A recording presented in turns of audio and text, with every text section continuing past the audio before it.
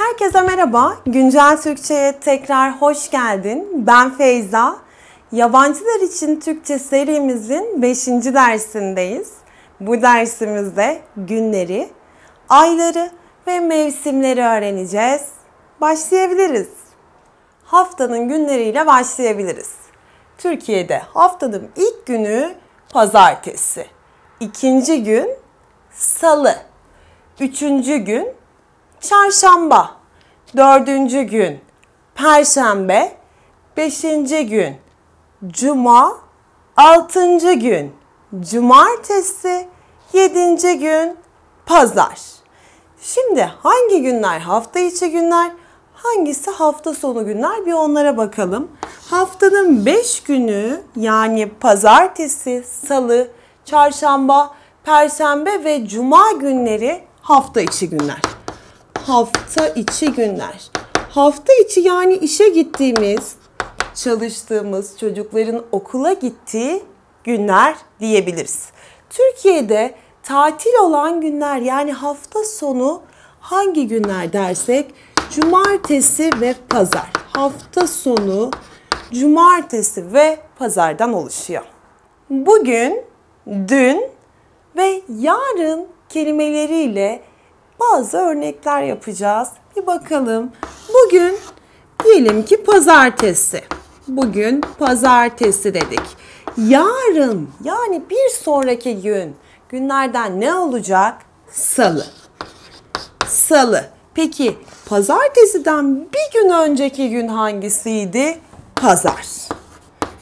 Pazar. O zaman bugün pazartesi ise dün pazar, yarın salı olacak.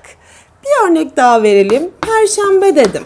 Bugün günlerden perşembe ise yarın günlerden ne olacak? Yarın cuma. Peki dün günlerden neydi? Çarşamba. Çarşamba, perşembe ve cuma dedik. Mevsimlerle devam edebiliriz. Bir senede 4 mevsim var. Bir bakalım bunlar nasıl telaffuz ediliyormuş. İlkbahar, yaz, sonbahar, kış. İlkbahar, yaz, sonbahar, kış. İlkbahar mevsiminde ağaçlar çiçek açmaya başlar. Havalar biraz ısınır. Piknik yapmaya gidebileceğimiz bir mevsim. Yaz, hava iyiden iyiye ısınır. Yaz tatiline gidebiliriz. Aklımıza ilk olarak deniz, plaj, kumsal gelebilir bu mevsimde. Sonbahar, ağaçların yaprakları solmaya başlar, sararır, dökülür, yağmur yağar. Bu şekilde anlatabiliriz. Kış, hava iyice soğur, kar yağar, kardan adam yapabiliriz bu mevsimde. Bir yılda 12 ay var. Şimdi bir bakalım nasıl telaffuz ediyoruz.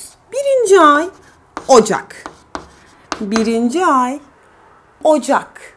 İkinci ay Şubat. İkinci ay Şubat. Üçüncü ay Mart. Üçüncü ay Mart. Dördüncü ay Nisan. Dördüncü ay Nisan. Beşinci ay Mayıs. Beşinci ay Mayıs. Altıncı ay Haziran. Altıncı ay Haziran. Yedinci ay Temmuz. Yedinci ay Temmuz. Sekizinci ay Ağustos. Sekizinci ay Ağustos. Dokuzuncu ay Eylül. Dokuzuncu ay Eylül. 10. ay Ekim. 10. ay Ekim. 11. ay Kasım. 11. ay Kasım. 12. ay Aralık. 12. ay Aralık. Bu dersimizde haftanın günlerini, ayları ve mevsimleri öğrendik. Videomuzun sonundaki alıştırmaları yapmayı unutma. Bu arada daha önceki videolarımı izlemediysen onları da izlemeni tavsiye ederim. Bir sonraki dersimizde görüşmek üzere. Kendine çok iyi bak.